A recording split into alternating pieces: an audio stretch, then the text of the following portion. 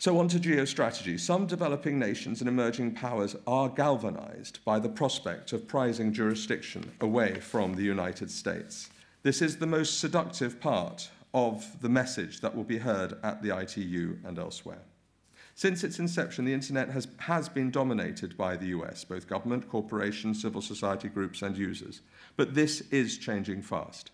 Access to high-speed internet via mobile will transform access to information in developing countries in coming years. We're already seeing that in an enormous way in Africa and elsewhere. With that, always will come a requirement to be listened to. So whether we're talking broadly about the global south, whether we're talking about emerging powers or so-called pivot nations, this commitment to being listened to will be absolutely central. But with that must also come from those countries, in my view, a commitment to fight against censorship. And unfortunately, in pivotal countries such as Brazil and India and elsewhere, we are seeing a current level of engagement with the internet that is, in my view, quite worrying.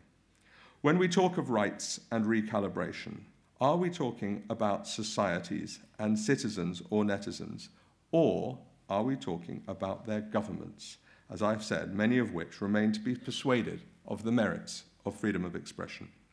The internationalization of the internet is inevitable and it is good.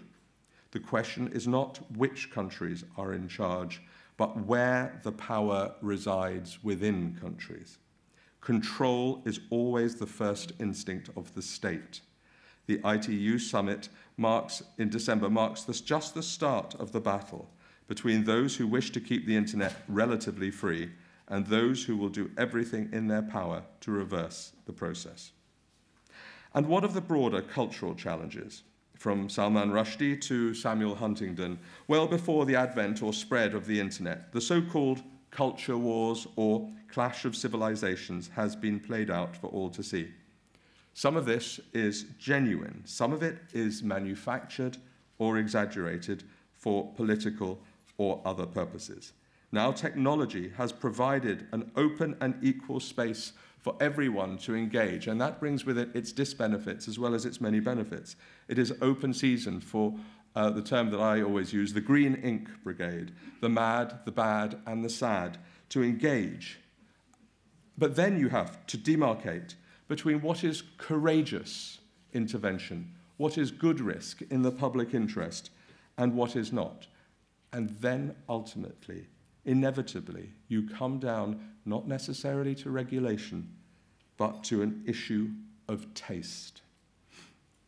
Now, in the right, let me talk about the right to be offended.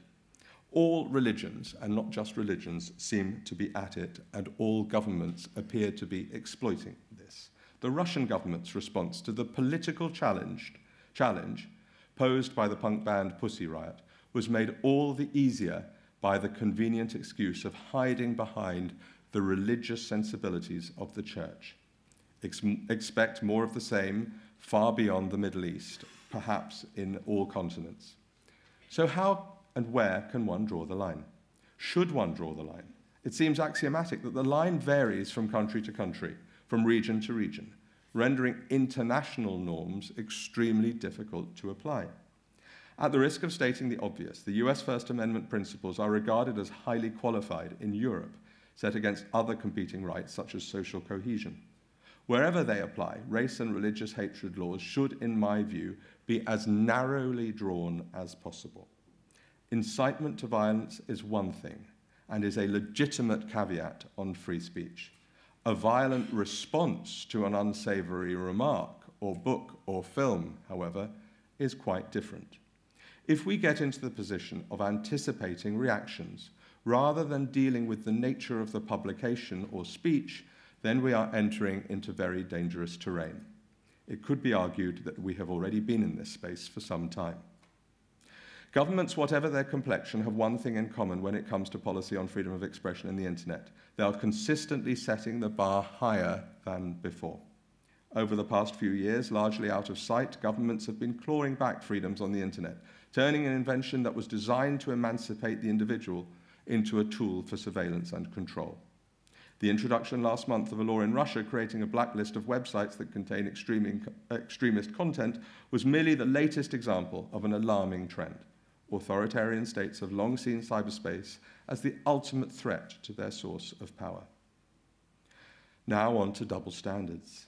These governments are given succor by self-styled democracies who seek to introduce legislation enhancing the rights of authorities and security agencies to snoop. The British government's current draft communications data bill would produce a system of blanket collection and retention of all online data, including social media, involving not just Britons, but everybody they communicate with. As the group Privacy International pointed out in its submission to the parliamentary inquiry in the UK, quote, "The technology that will be used is only currently deployed in Kazakhstan, China, and Iran, subjecting citizens to the near certainty of ongoing and unremitting interference in their private lives. Invariably, the reasons for clamping down have a certain justification on their own terms.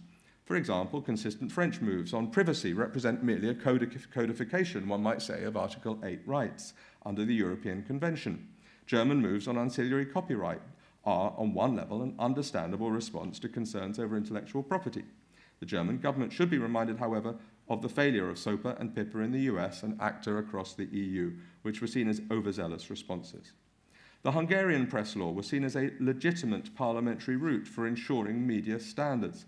Its application, however, has been disastrous for freedom of expression and has instead enshrined self-censorship as a default for newspaper editors and broadcasting executives. And what's so shocking is that these licensing ideas are now being embraced in the UK following the understandable outrage over telephone hacking.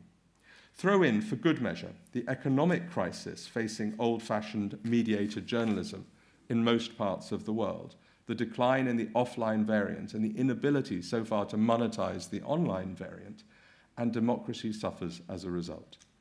Investigative journalism is expensive. It takes patience and time. It is forever imperiled by restrictions from state security to defamation.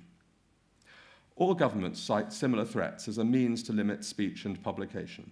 Terrorism and organized crime, child pornography and intellectual property are the ones most commonly used. Unsurprisingly, these and local variants are used by dictatorships who need merely to point to precedents set in the West to counter any criticism with the charge of hypocrisy. What matters, as the lines are drawn, is transparency and inclusivity.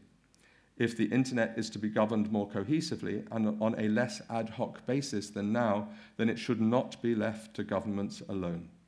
There has never been a central authority, and the internet has flourished in spite of, or perhaps because of, its decentralized governance model. Platforms are platforms. They are not panaceas.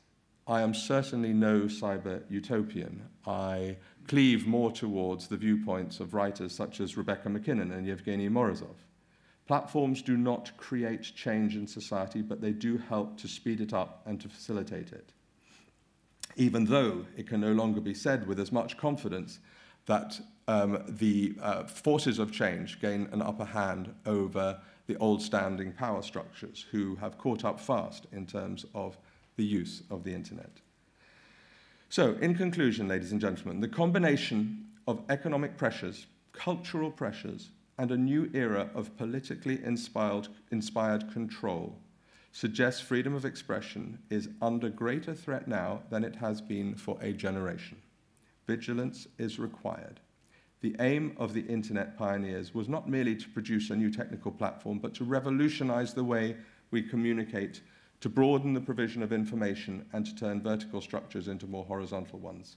This, amid all the concerns of an uncertain world, is in danger of being forgotten. I look forward to this event. I look forward to the discussion. I hope I have provoked some thoughts through this speech. Thank you very much.